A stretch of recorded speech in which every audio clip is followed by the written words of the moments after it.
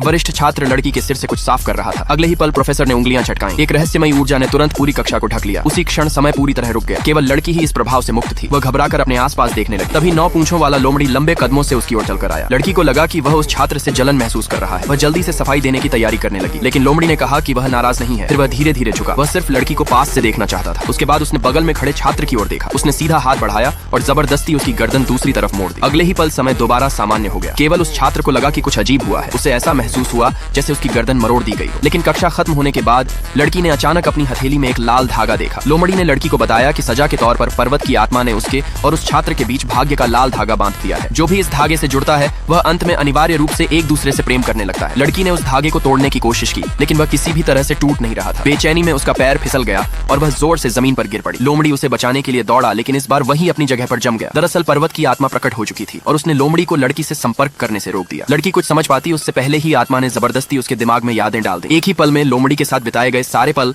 उस छात्र के साथ बिताए गए पलों में बदल गए। उसी समय लोमड़ी ने अपनी पूरी शक्ति का इस्तेमाल करके बंधन तोड़ दिए और बेहोश पड़ी लड़की की ओर दौड़ा। लेकिन आत्मा ने उसे शांत रहने को कहा और बताया कि यह लड़की के लिए सिर्फ एक सपना है। साथ ही उसी जगह उसने लोमड़ी को चेतावनी दी कि वह भाग्य को चुनौती न दे। उस रात लोमड़ी चुपचाप लड़की के पास आया। उसके चेहरे पर पहली बार डर साफ दिखाई दे रहा था। उसे डर था कि कहीं कोई उसे उससे छीन न ले। लड़की ने उससे कहा कि वह शांत रहे, लेकिन वह यह नहीं देख पाई कि लोमड़ी उस लाल धागे को कितनी मजबूती से पकड़े हुए था। लेकिन यह सब व्यर्थ था।